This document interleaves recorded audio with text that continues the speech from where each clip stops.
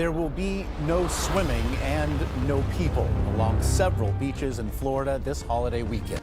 A hurricane partially uncovered a mystery object in Florida. Yeah, a team has been working since Monday to analyze what they found. Florida, America's sun-drenched playground, has gone dark. Every single one of its world-famous beaches, from the vibrant shores of Miami to the tranquil sands of the Panhandle, is now a no-go zone. This isn't because of a hurricane or a holiday. It's because of a terrifying secret lurking just beneath the waves. A recent federal order has put more than 1,300 miles of pristine coastline under an unprecedented lockdown, canceling vacations, crushing businesses, and sparking a wave of fear and confusion across the entire nation. The reason is an immense underwater crack that has opened up on the ocean floor. A geological anomaly so massive and unpredictable that authorities have been forced to take drastic action, effectively walling off the state from the sea. The first signs of trouble were just whispers on a screen, subtle anomalies that only a handful of scientists even noticed. Deep ocean monitoring systems, designed to track currents and temperatures, began reporting strange seismic hums and bizarre pressure fluctuations in the waters off the continental shelf. At first, these were dismissed as technical glitches, but when the readings became more intense, a deep-sea drone was dispatched to investigate. What it sent back was the stuff of nightmares. The drone's sonar imaging revealed a colossal, jagged fissure cutting across the seabed. It wasn't a neat line, but a deep, yawning rupture that stretched for miles, a scar carved into the Earth's crust. Even more alarming was the data that followed. The crack was actively widening, suggesting that whatever force created it was still at work. This discovery has sent shockwaves through the scientific community, leaving experts in a race against time to understand what they are dealing with. Florida is not located on a major tectonic plate boundary like California or Japan, so a fissure of this magnitude simply shouldn't exist there. It defies all conventional geological models. Top scientists are now grappling with terrifying new theories. One prevailing hypothesis suggests that the limestone platform Florida is built upon porous rock formation riddled with underwater caves and voids, may have become unstable. It's been speculated that immense pressure from below caused a section of this fragile shelf to collapse, creating the rupture. Others fear this could be the sign of a new, previously unknown fault line emerging, a possibility that would force us to rewrite our understanding of geological risk. While scientists debate the cause, the economic fallout has been swift and devastating. The closure of the beaches was an economic doomsday event. Florida's tourism industry, a juggernaut that generates billions of dollars, vanished overnight. Hotels that were fully booked now stand empty, their windows overlooking silent, forbidden sands. Beachfront restaurants that once thrived on crowds of sunseekers have locked their doors. Parasailing rigs, fishing charters, and surf shops have all been brought to a standstill, leaving thousands of people without an income. The state's economy is hemorrhaging money, and the disruption is sending ripples across the country. The dream of owning a piece of paradise has also turned into a nightmare, as coastal property values, once among the highest in the nation, have begun to plummet. The atmosphere across Florida has shifted to one of quiet dread. Iconic locations that are normally symbols of life and energy have become eerie and desolate. South Beach, usually thrumming with music and laughter, is now unnervingly silent, watched over by patrols enforcing the shutdown. Clearwater Beach, a place where families have gathered for generations, is now empty, its white sands disturbed only by the wind. For residents, this is more than just an inconvenience. It feels like a fundamental part of their identity has been taken from them. The beaches were their backyard, their escape, their way of life. Now, they are a source of fear, a constant reminder of the unseen threat looming just offshore. A deep sense of anxiety has settled over the state as people live with the unsettling knowledge that the ground beneath their world is no longer stable. This is no longer just a local problem. The discovery of the fissure has become a global concern, as the potential consequences extend far beyond Florida's borders. Scientists have warned that if the crack were to trigger a significant underwater landslide, it could displace a massive volume of water, potentially generating a tsunami. Given Florida's low-lying geography, even a moderate wave could cause catastrophic flooding along the coast and possibly threaten other nations in the Gulf of Mexico and the Caribbean. The crack has also put global commerce on high alert. The shipping lanes that pass by Florida are some of the busiest in the world, and authorities are now frantically monitoring for any changes to currents or seabed topography that could endanger massive cargo vessels. The hidden fissure has made one of the world's most critical maritime routes a potential hazard zone. As officials maintain a tight grip on information, the vacuum is being filled by whispers and speculation. While the official narrative is one of cautious scientific study, unconfirmed reports have begun circulating online, suggesting the situation is far more dire. Some anonymous sources, claiming to have insider knowledge, have said that the crack is expanding at a rate much faster than the public is being told. Fringe theories are also emerging, with some speculating that the rupture could have been triggered by secretive deep-sea drilling operations or even undisclosed military experiments in the region. Though these remain unverified, they fuel a growing sense of distrust and fear, as people wonder what else they aren't being told about the disaster brewing beneath the waves. The unprecedented closure of Florida's coastline serves as a chilling warning from the deep. An invisible, unpredictable force has brought a modern economic powerhouse to its knees, reminding us that our world is built upon a fragile foundation. The silence that has fallen over Florida's beaches is more than just the absence of noise. It's a stark message that we are not fully in control. The planet's ancient and powerful geological forces are still shaping our world, and we are merely living on the surface. For now, a state waits and watches, wondering what the next signal from the deep will be. The crack is a profound and terrifying mystery, one that leaves us with a haunting question. What other secrets does the ocean hold, and when will they be revealed? What if tomorrow, the very ground beneath Florida's most famous beaches simply began to break apart? It sounds impossible, but reports are surfacing of an event so catastrophic it has forced the federal government into an unprecedented decision: a complete statewide shutdown of every single beach in Florida. From the vibrant shores of Miami to the tranquil sands of the Panhandle, a state defined by its coastline has been cut off from the ocean. The reason is a terrifying discovery lurking just beneath the waves: a massive, underwater crack that is reportedly growing at an alarming rate, threatening to reshape the state's future overnight. It all started with whispers and strange, unexplainable readings.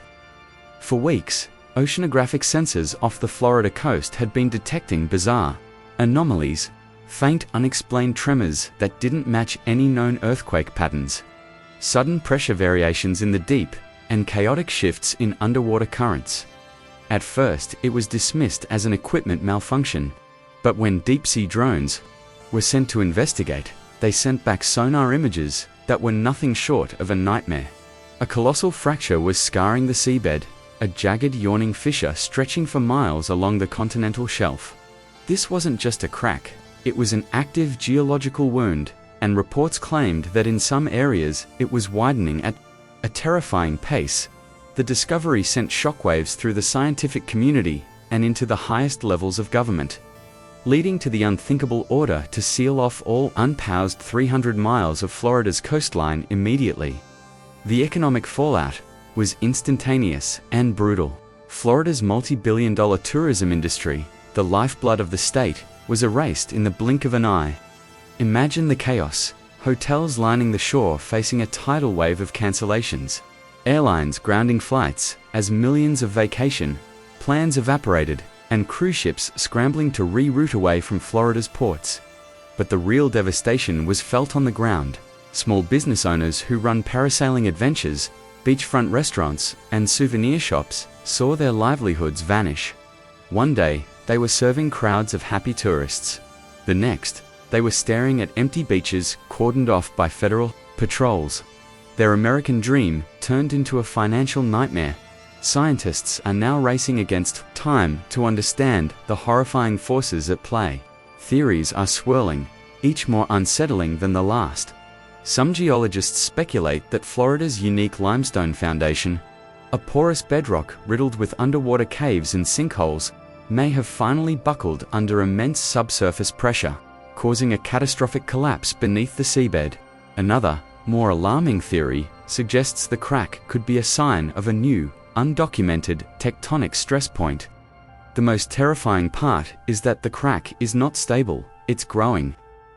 Experts fear this expansion could trigger massive underwater landslides, displacing enormous volumes of water and creating unpredictable, destructive currents that could threaten everything along the coast. But the danger extends far beyond. Ruined vacations and economic collapse. You've seen his face in some of the biggest shows of all time. From Seinfeld to the Golden Girls, he was the kind of actor you instantly recognized, a familiar presence on your screen. But the final act of Charles Levin's life was a terrifying, real-life horror story that played out far from the Hollywood spotlight. In the summer of 2019, the 70-year-old actor vanished into the vast, unforgiving wilderness of rural Oregon. The frantic search that followed would uncover a series of increasingly grim clues, leading to a discovery so gruesome it shocked even the most hardened investigators. This is the story of how a beloved character actor met a lonely and brutal end, a story of a desperate fight for survival that has left behind a haunting mystery at 70 years old. Charles Levin was starting over. He was in the middle of a major life change, packing up his old life and moving to a new remote home in the town of Cave Junction, Oregon. He was seeking peace and solitude, a quiet final chapter far from the hustle of Hollywood. But this journey into the unknown would prove to be a fatal one. He was driving alone in his small, bright orange Fiat. His only companion, his beloved pug, Boo Boo Bear. He was in an unfamiliar state, navigating a landscape of dense forests and winding, unnamed roads. This wasn't a movie set where a wrong turn could be corrected with a shout of cut. Here, in the sprawling Oregon wilderness, a single mistake could be the difference between life and death. The first sign that something was terribly wrong came from his son. Days had passed with no word from his father. Calls went to voicemail, and a disturbing silence grew. On June 28, 2019, Jesse Levin officially reported his father missing, sparking a massive search operation. Police pinged his cell phone, and the signal led them to a remote area near the Illinois Valley, a rugged region known for its dense woods and treacherous terrain. Search teams were dispatched, scouring miles of wilderness from the air and on the ground. For days, they found nothing. The dense forest canopy hid its secrets well, and as time stretched on, the hope of finding the actor alive began to fade into a gnawing dread. Then, a breakthrough came in the most chilling way imaginable. A local resident, following a faint, unpaved logging trail, stumbled upon a shocking sight. There, wedged on the impassable road, was a mud-caked orange Fiat. It was Charles Levin's car. The vehicle was in a horrific state. One of the side mirrors had been sheared off, and the car itself was badly damaged, seemingly from a desperate attempt to navigate the brutal terrain. But the most heartbreaking discovery was inside. Lying in the abandoned car was the body of his loyal pug, Boo Boo Bear. The dog had passed away, a silent testament to the days his owner had been missing. The discovery of the car was a turning point in the search, but it also opened up a terrifying new question. If his dog was here, where was Charles Levin? The search now focused on the area around the car, a landscape of steep hills and deep ravines. The terrain was so hostile that search and rescue teams had to rappel down treacherous slopes, fighting through thick brush. And it was at the bottom of one of these ravines, about 30 feet down a steep embankment, that they made the final, gruesome discovery. The remains of Charles Levin were found. According to the official report, his body had been there for some time, exposed to the elements, and showing signs of animal scavenging. It was a horrific end for a man who had brought laughter to millions. The official cause of death was ruled an accident. he had fallen while likely trying to find his way to safety. With the discovery of his body, investigators began to piece together the tragic puzzle of Levin's final hours. The theory is that he was following his GPS, which, in these remote parts of the country, is notoriously unreliable, often directing drivers onto old, unmaintained logging roads. It's believed that Levin made a wrong turn and ended up on a road that became progressively worse until his small car was hopelessly stuck. Alone, with no cell service and miles from any help, he made the fateful decision to leave his vehicle. One can only imagine the desperation he must have felt. He was a 70-year-old man, alone in a hostile wilderness, likely disoriented and suffering from dehydration. He set off on foot, perhaps believing he could find a main road, but in the dense, confusing forest, he instead wandered further into peril before taking a tragic fall that he could not survive. The wilderness that claimed Charles Levin's life is known for its hidden dangers. The area around Cave Junction is a maze of unmarked logging roads that can look deceptively clear on a GPS map, but are, in reality, death traps for standard vehicles. Locals know to avoid them, but an outsider would have no way of knowing the peril they were driving into. Levin wasn't the first person to get lost in these woods, and his story serves as a chilling cautionary tale about the blind faith we put in technology. In a world where we assume our phones can guide us anywhere, his death is a brutal reminder that in the wild, nature still makes the rules. And a digital map is no match for the unforgiving reality of the terrain. In the end, Charles Levin's story is a haunting Hollywood tragedy, but one without a script or a camera crew. He was an actor who spent his life playing characters, from a nervous mole on Seinfeld to a cautious accountant. Yet, his own final scene was one of raw, terrifying survival against the Elementor battle he ultimately lost. The stark contrast between his familiar face on screen and his anonymous, lonely death in a ravine is profoundly disturbing. It's a chilling reminder that behind the characters we love are real people, just as fragile and vulnerable as any of us. His story is not one of fame or fortune, but a sobering tale of how quickly a life can be undone by one wrong turn on a road to nowhere. For a generation, he was the charismatic god of chaos, the invincible skater punk who built an empire out of reckless abandon. At the height of his fame, Bam Margera was on top of the world, a millionaire with a hit MTV show and a legion of adoring fans. But today, the headlines paint a drastically different picture. A man caught in a heartbreaking cycle of arrests, public meltdowns, and desperate cries for help. The story of how the king of Jackass fell from grace is more than just a tale of celebrity excess. It's a dark, tragic saga of loss, addiction, and a brotherhood that was shattered beyond repair, leaving many to ask a haunting question: is the man we once knew gone forever? It's almost hard to remember a time before the chaos, but in the late 90s, Bam Margera was living the dream. He was just a kid from Pennsylvania making hilarious, low-budget skate videos with his friends, a crew he called CKY. His raw talent and magnetic personality caught the eye of Hollywood, and soon, he and his crew were merged with Johnny Knox's team to create an MTV phenomenon called Jackass. Fame came like a tidal wave. Bam was suddenly a global superstar, paid millions to perform insane stunts and pull elaborate pranks on his own family. He had everything a young man could want: a mansion, luxury cars, his own TV shows, and a bond with his friends that seemed unbreakable. He was the ultimate rebel, living a life without consequences. But that illusion of invincibility was shattered on a hot summer night in 2011. The news came like a gut punch. His best friend, his brother in chaos, Ryan Dunn, was gone. Dunn had passed away in a horrific high-speed car crash. For Bam, this was more than just the loss of a friend. It was the event that broke his world. He publicly unraveled, and those close to him say this was the moment his casual partying spiraled into a dark and all-consuming addiction. The fun-loving daredevil was replaced by a man drowning in grief, and he began using alcohol to numb a pain that would never go away. The one person who was always by his side was gone, and in that void, his demons took root. What followed was a slow-motion public collapse.